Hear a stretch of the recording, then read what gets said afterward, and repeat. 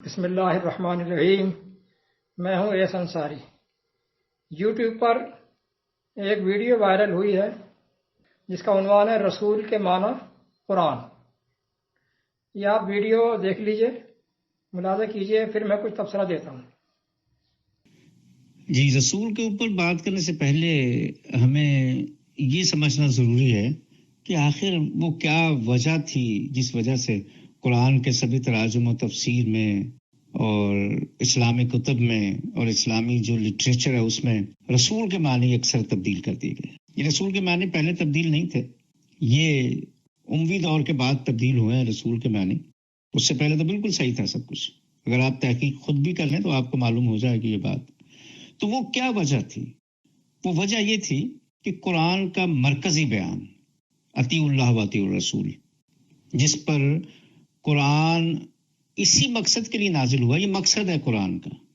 قرآن کا کیا؟ قرآن سے پہلے صحیفوں کا اور اللہ تعالیٰ کی یہ سنت ہے۔ اور بات کیا تھی؟ اطیع اللہ و اطیع الرسول، اللہ تعالیٰ کی فرما برداری کریں، اوبے کریں اللہ تعالیٰ کو، اور جو پیغام ہے اس کا اسے اوبے کریں۔ ظاہر ہے اللہ تعالیٰ کے ساتھ کوئی ایسے تو نہیں مل سکتا جا کے، نہ ہی ایسے سن سکتا ہے، نہ کوئی ایسی بات ہوتی، تو وہ ظاہر ہے وہ کسی نہ کسی شکل میں پیغام آئے گا، وہ میسج ہوگا کہ بھائی ہم یہ کہہ رہے ہیں، یہ کریں، یہ نہ کریں۔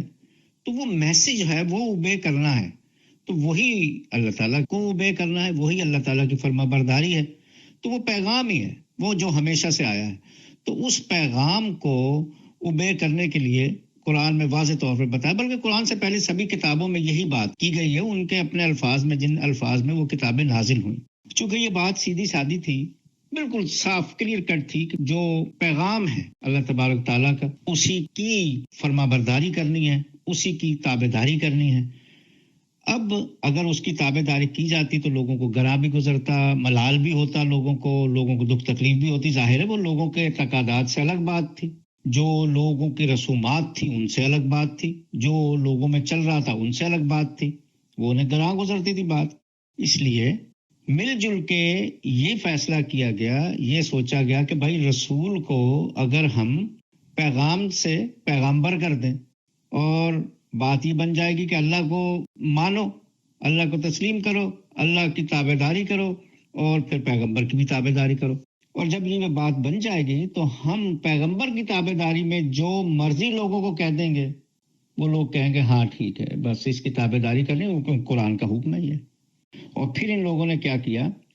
جو اپنی رسومات تھیں، جو اپنے غیر قرآنی ان کے عقائد تھے، وہ سب کے سب رسول کے نام سے، یعنی پیغمبر کے نام سے ان لوگوں نے تیار کیے اور اس کو عام کر دیا۔ پوری حکومت وقت کی مشینری استعمال کی گئی اس کو عام کرنے میں، اس کو عام کر دیا۔ یعنی رسول کو پیغمبر بنایا، پیغمبر کو نبی بنایا، اور اس کے بعد وہ سب چیزیں جو نبی سے منسوب کی وہ عام کر دی، اور عام کر کے یہ کہہ دیا کہ اب آپ کی یہ ذمہ داری ہے، اب آپ کو یہ اللہ کی طرف سے حکم ہے کہ اب آپ اس کی تابع داری کریں۔ اگر آپ نے اس کی تابع داری نہ کی تو پھر اس کا مطلب یہ ہے کہ آپ نے قرآن کے ان الفاظ کو جھٹلا دیا جس میں یہ کہا گیا اطیع اللہ و اطیع الرسول۔ سیدھے عزیزان گرامی، ایک عرصہ ہو گیا یہ بیانیہ عام کیا جا رہا ہے کہ قرآن ہی وہ رسول ہے جس کی اتباع کرنی ہے، جس کی اطاعت کرنی ہے۔ اور ایک عرصے سے ہم اس کی تردید بھی کرتے چلے آ رہے ہیں کہ نہیں، ایسا نہیں ہے۔ قرآن ہے جو کتاب کی شکل میں ہے، موجود ہے، اور رسول ہے جو ایک بشر ہے، ایک انسان ہے جس پر یہ قرآن نازل ہوا تھا۔ یہ ایک ایسی کھلی حقیقت ہے کہ دلائل دینے کی بھی ضرورت نہیں، یعنی سوچنے سمجھنے والا شخص جو ہے، ہوش مند جو ہے، وہ اس کو بغیر دلیل کے جانتا ہے، دلائل کی ضرورت نہیں ہے۔ اگر قرآن رسول ہے، بقول ان کے قرآن رسول ہے، تو قرآن نے جو محمد کا تعارف کروایا ہے، محمد رسول اللہ کہہ کر بیان کیا ہے قرآن نے 3/144، 3 کے 144 نکال کر دیکھیں، محمد رسول اللہ۔ تو یہ کون سا رسول ہے، یہ کون سا محمد ہے جو قرآن کہہ رہا ہے؟ اس کا مطلب ہے قرآن کوئی اور چیز ہے، محمد کوئی اور چیز ہے۔ 3 کے 144. دوسری جگہ کہتا ہے کہ آمنو بما انزل علی محمد، یہ 47 کی 2. اے لوگو ایمان لاؤ اس حق پر جو محمد پر نازل ہوا. یعنی قرآن الگ چیز ہے، محمد الگ چیز ہے. جو رسول تھے، جن کا عہدہ رسول تھا، ان پر قرآن نازل ہوا. یہ عجیب کھیل کھیل رہے ہیں یہ صاحب. اتنا جھوٹ تو شاید آج تک کسی نے نہ بولا ہوگا. اب آئیے انداز بیاں ایسا سحر انگیز ہے، ایسے عالمانہ انداز اختیار کیا. عالمانہ ہے نہیں، انداز ایسا اختیار کیا ہے، ایسا علم کہ اہل علم کو بدعزمی ہو جائے وہ سننے کا وارہ نہ کرے. یار یہ کیا ہو رہا ہے عزیزم؟ میرا دل بھی نہیں کر رہا تھا پوری ویڈیو دیکھنے کے لیے، میں نے دیکھی بھی نہیں پوری ویڈیو، لیکن دل پر جبر کر کے چیدہ مقامات دیکھیں تاکہ لوگوں کو کچھ بتانے کے قابل تو ہو جاؤں. جو علم سے کورا ہے وہ تو بیٹھ کر دیکھتا رہے گا، اس سے کچھ نہیں ہوگا، بڑے مزے سے دیکھتا رہے گا. اہل علم نہیں سن پائے گا. یار کتنا فراڈ کھیل رہے ہیں یہ شخص. ایک جگہ سورہ فرقان کی آیات پر کوئی ارشاد فرما رہے ہیں.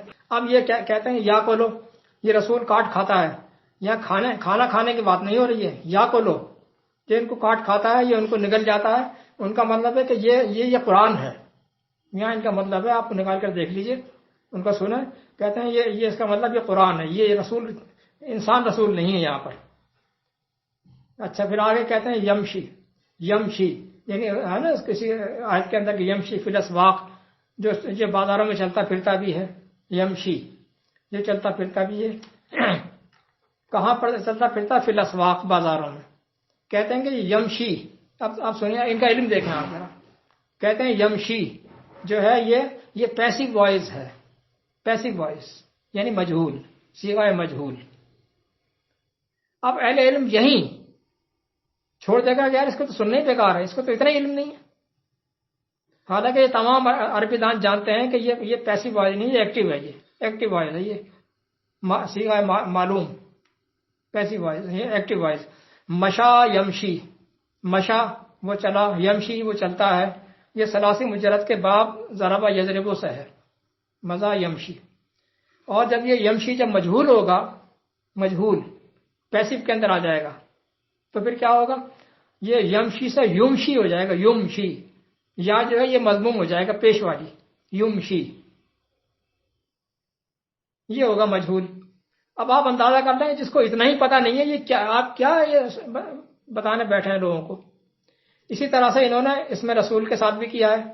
وہاں بھی اس کو اس کو مجہول بنا دیا، مجہول پیسیو وائس میں. حالانکہ فعول ان کے وزن پر ہے. وہ یہ شخص عربی زبان کی ابجد سے بھی واقف نہیں ہے، لیکن دیکھیں کتنا بڑا کام کرنے چلے ہیں. یہ اصل میں معاملہ کیا ہے؟ یہ معاملہ کچھ اور ہے. جو سمجھیں کہ تقریباً ان کا مسئلہ اصل میں یہ ہے کہ قیام پاکستان سے پہلے ایک اہل حدیث عالم ہوا کرتے تھے، مولوی عبداللہ چکڑالوی صاحب. مولوی عبداللہ چکڑالوی. اب میں کہانی سنا رہا ہوں، اصل کہانی کیا ہے. عبداللہ چکڑالوی صاحب ہوا کرتے تھے. وہ اپنی فہم و فراست سے حدیث کو چھوڑ کر خالص قرآن کی طرف آ گئے. الحمدللہ، بڑی اچھی بات ہے. اور ہر محقق ایسا ہی کرے گا. جو تحقیق کرے گا وہ روایات کو چھوڑ کر قرآن پر آ جائے گا. ہر محقق ایسا ہی کرے گا. لیکن اب اہل حدیثوں کی طرف سے حملے شروع ہونے ہوئے ان کے اوپر. مدافعت کرتے رہے، لیکن اس محاذ پر آ کر یہ کوئی خاص کامیابی حاصل نہ کر سکے. ایک محاذ پر آ کر ایک خاص کامیابی حاصل نہ کر سکے کہ آخر قرآن میں جگہ جگہ رسول کی اطاعت کا جو حکم ہے تو یہ کیسے پورا ہوگا. یہ بڑا اعتراض تھا اہل حدیثوں کی طرف سے. یہ کیسے پورا ہوگا؟ اور یہ کوئی اس کا معقول جواب نہ دے پا رہے تھے. اگر احادیث کو نہ مانا جائے تو پھر یہ مسئلہ کیسے حل ہوگا؟ اب انہوں نے قرآنی آیات میں اپنی تعویلات ڈالنی شروع کی اور ایسے مزہ کا خیز کمال دکھایا کہ عقل دنگ رہ جائے. نہ آیات کا کانٹیکسٹ ان کا ساتھ دے رہا ہے، نہ عربی قواعد اس کا ساتھ دے رہے ہیں، لیکن بھائی وہ انہوں نے ڈال دیا. یعنی اپنی استطاعت سے زیادہ بڑے پروجیکٹ پر ہاتھ ڈال دیا. کام تو اچھا کیا اور ہمارے لیے سنگ راہ ثابت ہوئے. یعنی ہم بھی انہی بزرگان سے سیکھ کر آگے بڑھ رہے ہیں. ہمارے پاس کیا رکھا ہوا ہے؟